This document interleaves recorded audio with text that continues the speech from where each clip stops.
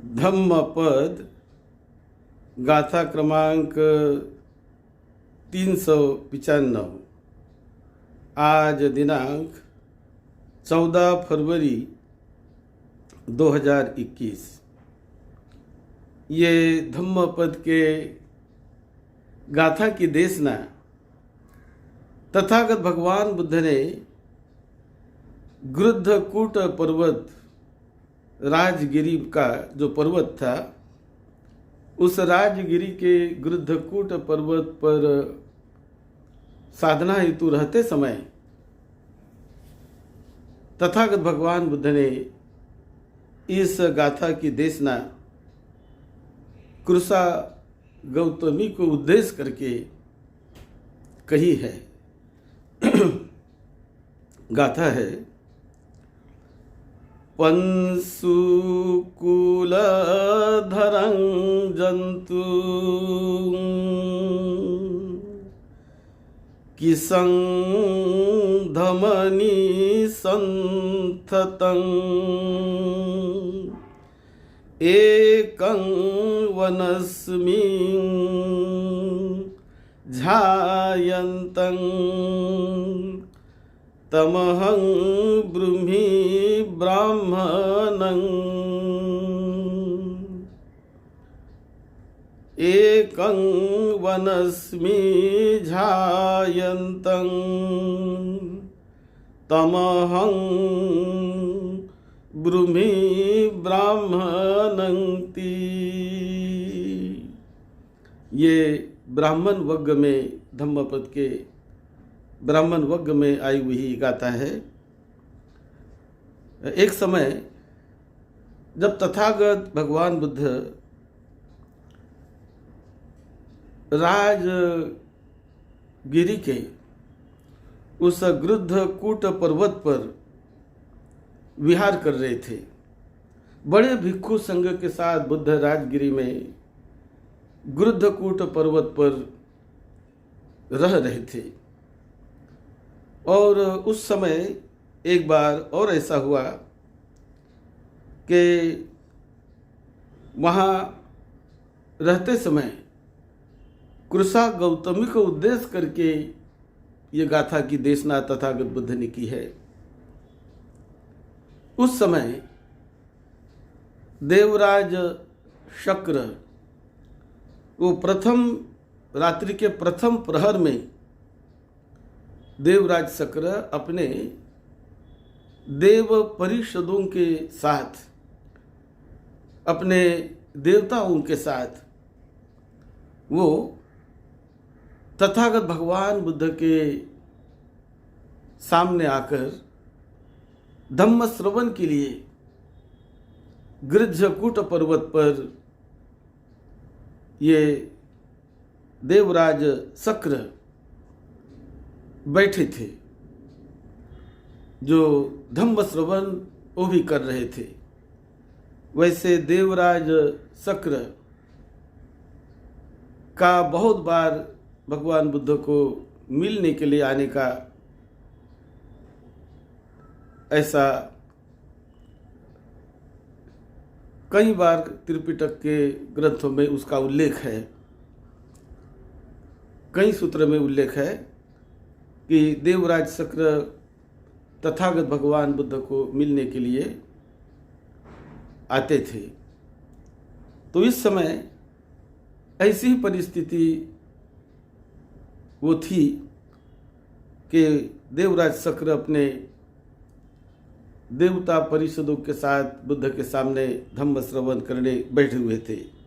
और तब ऐसा हुआ कि तथागत भगवान बुद्ध के दर्शन के लिए, यानी उन्हें शास्ता कहते थे, शास्ता के दर्शन के लिए अरहत कृषा गौतमी वो वहां पर आकाश मार्ग से आ गई। कृषा गौतमी जो अरहत बन गई थी, आकाश मार्ग से आकर उन्होंने तथागत भगवान बुद्ध को वंदन किया, प्रणाम किया और प्रणाम करके देखा कि शक्र, देवराज शक्र वहाँ पर देवता परिषदों के साथ बैठा हुआ है और भिक्षु वहाँ पर देवराज शक्र को देखकर किसा गौतमी बुद्ध को वंदन करके जल्दी ही लौटकर चली गई। और वो जब चली गई तो उस समय देवराज शक्र ने बुद्ध को पूछ लिया,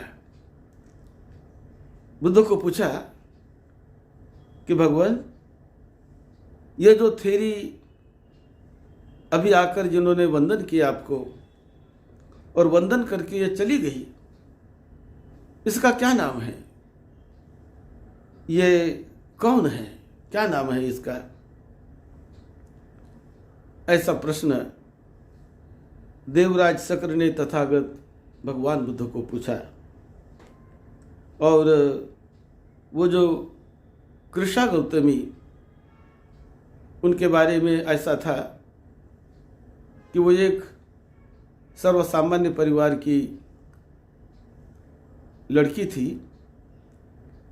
उनका वो जो त्वचा का रंग था वो के बहुत गोरा नहीं था, कृष्ण वर्ण का जैसा था, और कोई दिखने में बहुत सुंदर नहीं थी वो, इसलिए उसे कृषा गौतमी नाम पड़ा उनके उस शहर में।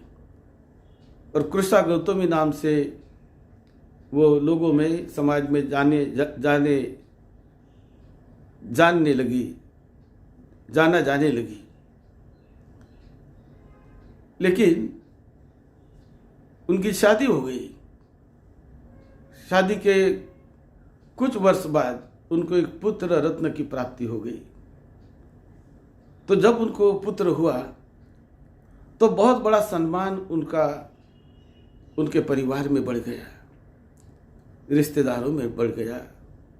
उनके ससुर, उनकी सास और पति, सभी लोग बहुत उसको चाहने लगे, बहुत उसका सम्मान बढ़ गया। पहले इतना उसको सम्मान कभी नहीं मिला, आज बहुत उनको सम्मान मिलने लगा। लड़का होने के बाद बहुत सुंदर लड़का उन्हें हो गया। लेकिन बात ऐसी हुई कि लड़का 2-3 साल का ही रहा होगा, 2-3 साल का लड़का था। तो लड़के को ऐसे खेलते समय किसी सांप ने काट लिया और सर्प दंश से उसकी मृत्यु हो गई, छोटे से बालक की। अब मृत्यु होने के बाद ये कृषा गौतमी को कोई विश्वास नहीं आ रहा कि मेरा लड़का मरा है। वो कहती है कि मेरा लड़का सोया हुआ है, ये मरा नहीं है। उसको वह जगाने का प्रयास करती, लेकिन बच्चा मर चुका था। तो जहां वहां जिनको उनको पूछती कि कौन मेरे लड़के को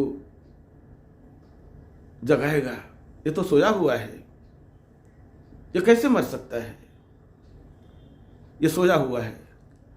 ऐसा करके जहां वहां जिनको उनको बोलने लगी, बताने लगी, सब कहने लगी कि बेटी, ये तुम्हारा लड़का तो मर चुका है, ये नहीं जगने वाला। लेकिन वो विश्वास नहीं करती थी। नहीं, मैं नहीं मानती हूं, ये मेरा लड़का कैसे मरेगा, वो सोया हुआ है, कोई न कोई इसे जगा दीजिए। ऐसा करते करते वो घूमने लगी। जब घूमने लगी तो किसी ने कह दिया कि देखो ऐसा करो बेटी, वहाँ जेतवन में तथागत बुद्ध रहते हैं, इस श्रावस्ती की बात है। तुम ऐसा करो, तथागत बुद्ध वहाँ रहते हैं, तुम उनके पास जाओ, वो तुम्हारे लड़के को शायद जगा देंगे, उठा देंगे। तो जब इसने ये बात सुनी, दौड़ के वहाँ पर चली गई, अपने लड़के को गोद में लेकर, हाथ में लेकर वहाँ चली गई और जाकर भगवान बुद्ध के सामने बच्चे को रख दिया और कहा कि भगवान, ये तो सोया हुआ है, इसे आप जिला दीजिए, इसे उठा दीजिए, जगा दीजिए। ऐसी याचना करने लगी। बुद्ध ने उनके मन की स्थिति जानी कि ये तो बहुत होश में नहीं है, कितना भी इसे बताया जाए ये सुनेगी नहीं, तो क्या करें। तो बुद्ध ने उसके मन की स्थिति जानकर उनको कह दिया कि बेटी ऐसा करो, मैं तुम्हारे बच्चे को उठा सकता हूँ, जगा सकता हूँ, लेकिन ऐसा करो गांव में जाकर किसी के यहाँ से कुछ एक मुट्ठी भर मोहरे ले आओ, तो उससे मैं जगा दूंगा। तो वो बड़ी प्रसन्न होकर जाने लगी। लेकिन सुनो, ऐसा करो, ऐसे घर से लाना कि जिस घर में कोई मरा न हो, ये बात ध्यान में रखना, और ले आओ। तो वह दौड़ के चली गई कि हाँ मैं लाऊंगी, बनते जरूर लाऊंगी। और वो श्रावस्ती में नगर में घूमने लगी कि मेरा लड़का मरा हुआ है। बच्चे को लेकर गई अपने साथ कि देखिए ये मरा हुआ है, इसको जान आने वाली है, ये जिंदा हो जाएगा, लेकिन आप मुझे एक मुट्ठी भर मोहरे दे दो।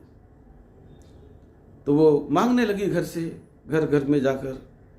तो लोग देने लगे, एक मुट्ठी को जितना चाहे उतना ले जाओ। तो देने के लिए लोग तैयार हो गए। लेकिन पूछती है कि देखिए ऐसा बताओ कि कोई तुम्हारे घर में मरा तो नहीं है ना। तो पूछने लगी कि हाँ, कभी हमारा दादा मरा है, कोई हमारी दादी मरी है, तो कोई कहता है हमारे पिताजी मरे हैं, कोई कहता है हमारी बहन मरी है, कोई कहता है हमारी माताजी मरी है। तो इस प्रकार जिस घर में जाती तो उस घर में कोई न कोई मरा हुआ ही उनको बताया जाने लगा। मोहरे देने के लिए सभी लोग तैयार हो गए। लेकिन वो घूमते रही, एक मकान भी ऐसा नहीं मिला, एक घर भी उसे ऐसा नहीं मिला कि जिस घर में कोई न कोई मरा नहीं हो। तो ये जब उसने सत्य देख लिया, वो थक गई घूम घूम कर, और देखने लगी कि अरे हर जगह पर, हर घर में कोई न कोई मरा हुआ बताया जाता है। और वो थक गई, दिन भर घूमी, और घूमते घूमते वो अपने बच्चे को लेकर बाद में चली गई। रास्ते से जाते समय श्मशान आ गया। श्मशान में अपने बच्चे को उसने फेंक दिया कि क्या करूँ इसका मैं अभी। और उसके बाद वो जाकर तथागत भगवान बुद्ध को जाकर वंदन करने लगी। होश आ गया उसको, और बुद्ध को बताने लगी कि भगवान, मैं हर घर में घूमी हूँ, इस बस्ती में एक भी ऐसा घर मुझे नहीं मिला, एक भी ऐसा नहीं मकान मिला कि जिस मकान में कोई न कोई मरा नहीं हो। हर मकान में कोई न कोई मरा हुआ ही मुझे बताया गया। तब बुद्ध ने उसे कहा कि बेटी, ये तो मनुष्य स्वभाव है, मृत्यु तो किसी न किसी वक्त आती ही है। जहाँ जिसका जन्म हुआ तो मृत्यु तो आनी ही है बेटी, ये तो होता ही है। और ऐसा कई बार हुआ तेरे साथ, तू नहीं जानती, लेकिन तूने अपने बच्चों को कई बार खोया, अपने परिवार को कई बार खोया, कई बार तू भी मरी है, तेरे परिजन भी मरे हैं, तू नहीं जानती बेटी। लेकिन मरे हुए लोगों पर इतने आंसू तूने बहाए हैं कि ये तालाब के आंसू, ये तालाब का पानी, ये कम है, लेकिन अश्रु तुम्हारे आंखों से बहुत बहे हुए हैं बेटी। तुम नहीं जानती उसे। ये मृत्यु तो जहाँ जन्म है वहाँ मृत्यु होता ही है। मृत्यु फिर जन्म, फिर मृत्यु, फिर जन्म, फिर जन्म, फिर मृत्यु, फिर मृत्यु, फिर जन्म, जन्म मृत्यु, जन्म मृत्यु, ये भवचक्र ये तो चलते ही रहता है। इसीलिए तू अपने स्वयं के तरफ देख। वो लड़का तो चला गया, देख अपने आप को, रोकने का प्रयास कर, इस चक्र से निकलने का प्रयास कर, भव चक्र से निकलने का प्रयास कर। ऐसा करके तथागत बुद्ध ने उसको एक गाथा सुनाई और वो भिक्षुणी बनी। भिक्षुणी संघ ने उसको दीक्षा दी और बड़ी प्रसिद्ध भिक्षुणी रही। ये उसकी पूर्व कहानी है, इसी जन्म की कहानी है। और जब इस समय वो अरहत बन के आती है, कई भिक्षुणियाँ उनकी शिष्या थी, और जब वो अरहत बनी तो अरहत बनकर जब आती है बुद्ध को मिलने के लिए ग्रज्झकूट पर्वत पर, तो वहाँ पर उन्होंने शक्र देवता को बैठे हुए देखा बुद्ध के सामने, और वो चली गई। तब शक्र देवता ने बुद्ध को प्रश्न पूछा कि ये कौन है? तो बुद्ध कहते हैं कि ये मेरी पुत्री है। मम धीता पसंकुलिकथ थेरिनंग अज्ञाति, ये मेरी पुत्री है। और जो 500 कुलधारिणी जो भिक्षुनियाँ होती है उनमें ये अग्र है। 500 कुलों का मतलब फटे पुराने वस्त्र को धारण करने वाली। मुझे यही वस्त्र चाहिए, वही चाहिए, ऐसा ही चाहिए, वैसा ही चाहिए, ऐसा आग्रह नहीं करती। तो जो भी जैसा भी वस्त्र मिले, फटा हो पुराना हो, ये वस्त्र कोई बहुत बड़ी चीज नहीं है। तो जैसा भी वस्त्र मिलता है, तो फटे पुराने वस्त्र को डालकर ये कृषा गौतमी अपना भिक्षुणी जीवन उत्तम ढंग से जीती थी। अरहत पद को उन्होंने प्राप्त कर लिया था। और तब तथागत बुद्ध ने ये गाथा कह के शक्र देवता को बताया कि ये मेरी पुत्री है, ये भिक्षुणी है जो अरहत बनी हुई है, और ये अग्र है। फटे पुराने कपड़े पहनने में ये अग्र इसको माना जाता है, जिसके शरीर की रक्तवाहिनी या धमनियां दूर से भी दिखती है। बहुत कोई वो मोटी नहीं है, बहुत जिसे कहते हैं मोटापन, ऐसा मोटापन वाली वो नहीं है। वो दिखने में बड़ी दुबली पतली, और उनके शरीर से जो रक्तवाहिनी यानी धमनियाँ वो भी दूर से दिखाई देती है, ऐसी ये है। लेकिन ये अरहत है। और इस प्रकार तथागत बुद्ध ने उनकी स्तुति की कि शरीर को बहुत बड़ा बनाना, बहुत मोटापा हो जाना शरीर, कोई बहुत अच्छी बात नहीं। दुबला भी शरीर हो तो कोई बात नहीं, लेकिन ज्ञान प्रज्ञा ऊंची होनी चाहिए, फल ऊंचा होना चाहिए। और बुद्ध कहते हैं कि एकांत में भी, वन में एकांत में रहकर भी ये ध्यान करती है। एकांत में रहकर ध्यान करने वाली, और जो जिनकी धमनियाँ दिखाई देती है, ऐसी ये कृश शरीर जिसका है, लेकिन ये कृषा गौतमी है, ये मेरी पुत्री है। ऐसा जब देवराज शक्र को तथागत बुद्ध ने उसके बारे में बताया, और उस समय ये गाथा कही है, पंसुकूल धरंग जंतुं किस धमनी सन्नथं एकं वनस्मिं झायन्तं तमहं ब्रूहि ब्राह्मणं। कि जो वन में एकांत में ध्यान करने वाले हैं, जो एकांत में ध्यान करते हैं, शरीर से जो दुबले पतले भी है, शरीर से जिनकी धमनियाँ रक्तवाहिनियाँ दिखाई देती है, ऐसे दुबले पतले हैं, लेकिन वो ध्यान करते हैं। और कभी फटे पुराने भी कपड़े वो पहनते हैं, लेकिन उसका वो बहुत चिंतन नहीं करते, उस कपड़ों के बारे में बहुत नहीं सोचते। वो केवल ध्यान और फल के बारे में सोचकर बहुत धम्म विहारी बन के फल को प्राप्त कर लेते हैं। इस प्रकार की गाथा तथागत बुद्ध ने इस अवसर पर, इस घटना के संबंध में ये गाथा देवराज शक्र को तथागत भगवान बुद्ध ने बताई कि ऐसे व्यक्ति को मैं ब्राह्मण कहता हूँ। कोई जाति से, जन्म से मैं ब्राह्मण नहीं मानता। तो जो ज्ञान को पा लेते हैं, ऊंचाई को प्राप्त कर लेते हैं, ऐसे को मैं ब्राह्मण कहता हूँ। ऐसी ये गाथा ब्राह्मण वर्ग में तथागत भगवान बुद्ध ने देवराज शक्र को बताई कृष्णा गौतमी के संबंध में। और ये गाथा सुनकर बहुत सारे साधक लाभी हो गए, बहुत सारे साधकों को श्रोतापन्न फल की प्राप्ति हो गई। बुद्ध की कोई भी गाथा सुनकर लोगों को फल प्राप्त हो जाते थे। इस गाथा से भी बहुत सारे साधकों को श्रोतापन्न फल की प्राप्ति हो गई।